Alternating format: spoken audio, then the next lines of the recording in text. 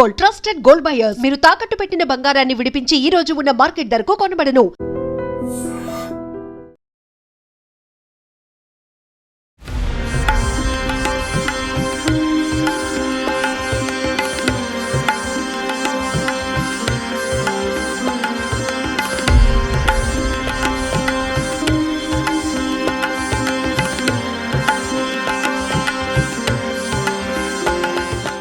మేడారం హుండీల లెక్కింపుల్లో కోట్ల ఆదాయం వస్తోంది. ఇప్పటి వరకు 5 రోజుల పాటు హుండీల లెక్కింపు ప్రక్రియ పూర్తయిపోయింది.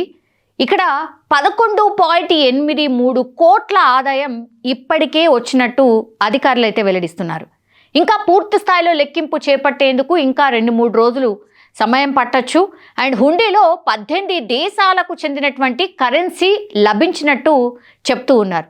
డబ్బుల లెక్కింపు పూర్తయిన తర్వాత బంగారం, వెండి, ఇతర ఆభరణాలను లెక్కించబోతున్నారు. అండ్ ఆసియాలోనే అతిపెద్ద గిరిజన జాతర అయినటువంటి మేడారం సమ్మక్క సారలమ్మ మహాజాతర ఇటీవల పూర్తయిన సంగతి మనందరికీ తెలిసిందే. దాదాపు 2.5 కోట్ల మంది భక్తులు వచ్చి అమ్మవార్లని దర్శించుకున్నట్టు తెలంగాణ సర్కారు కూడా వెల్లడించింది. సో మేడారంలో ఏర్పాటు చేసినటువంటి ఈ హుండీలు ఏవైతే ఉన్నాయో హనుమకొండకు తీసుకొచ్చి టీటీడీ కళ్యాణ మండపంలో గత గురువారం రోజు నుంచి కూడా లెక్కింపు ప్రక్రియను రాష్ట్ర దేవాదాయ శాఖ అధికారులు స్టార్ట్ చేశారు. ఇవాల్టికి 5 రోజులు పూర్తయిపోయింది. హుండీలను లెక్కించే పనిలో దేవాదాయ శాఖ సిబ్బంది కూడా తల మునుకలై ఉన్నారు. ఇక 5వ రోజు 163 హుండీలను లెక్కించిన అటువంటి అధికారులు ఇప్పటి వరకైతే ఆదాయం వివరాలను వెల్లడించిన పరిస్థితి. ఇవాళ ఒక్కరోజే 163 హుండీలను లెక్కిస్తే అందులో మొత్తం 1.12 కోట్ల ఆదాయం వచ్చింది. సో ఈ నేపథ్యంలోనే ఇప్పటి వరకు గత 5 రోజుల్లో మొత్తంగా కూడా 788 హుండీలను లెక్కించారు దేవాదాయ శాఖ అధికారులు. ఇందులో మొత్తంగా ఇప్పటి వరకు 11.83 కోట్ల ఆదాయం వచ్చింది.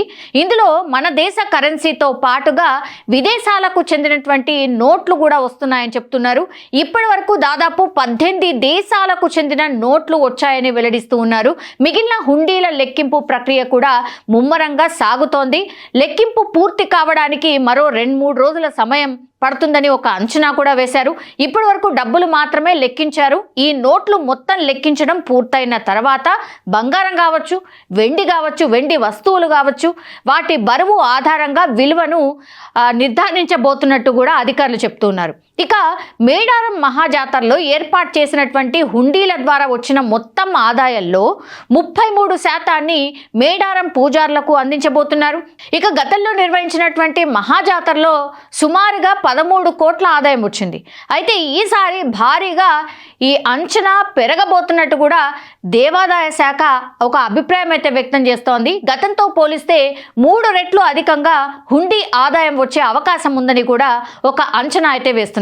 సో మొత్తం హుండీల లెక్కింపుకు దాదాపు 10 రోజులకు పైనే సమయం పడుతుందని అధికారులు చెప్తున్నారు. హుండీల్లో డబ్బులు, బంగారం, వెండి, ఇతర ఆభరణాలు, విదేశీ కరెన్సీ లెక్కింపు అంతా పూర్తయిన తర్వాత మొత్తం ఈ ఆదాయం ఎంత వచ్చింది అనే దానిపై ఒక అధికారిక ప్రకటన కూడా ఉండబోతోంది. సో ఈ మహాజాతరలో భాగంగా గద్దెల ప్రాంగణంలో మొత్తం 828 హుండీలను ఏర్పాటు చేశారు. మనందరికీ తెలిసిందే. వాటిలో 780 ఇనుప హుండీలు ఉన్నాయి, 45 వస్త్ర హుండీలు ఉన్నాయి, 3 బియ్యం హుండీలు ఉన్నట్టు కూడా దేవాదాయ శాఖ అధికారులు ఆల్రెడీ వెల్లడించారు. ఈ హుండీల్లో పాత 500, 1000 నోట్లు కూడా వస్తున్నట్టు సంబంధిత వర్గాలు అయితే చెప్తూ ఉన్నాయి.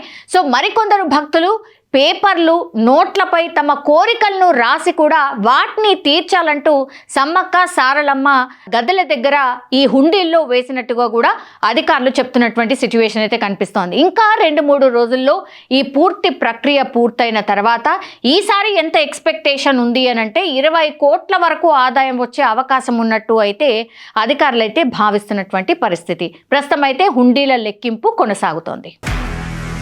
నిజంగా ప్రస్తుతం ఉన్నటువంటి సమాజం దేనికి ప్రయారిటీ ఇస్తుంది? ఆర్థిక సంబంధాల చుట్టూ మాత్రమే తిరుగుతుంది. మళ్ళీ ఎన్నికలంగానే చాలా విరక్తి కలుగుతాం.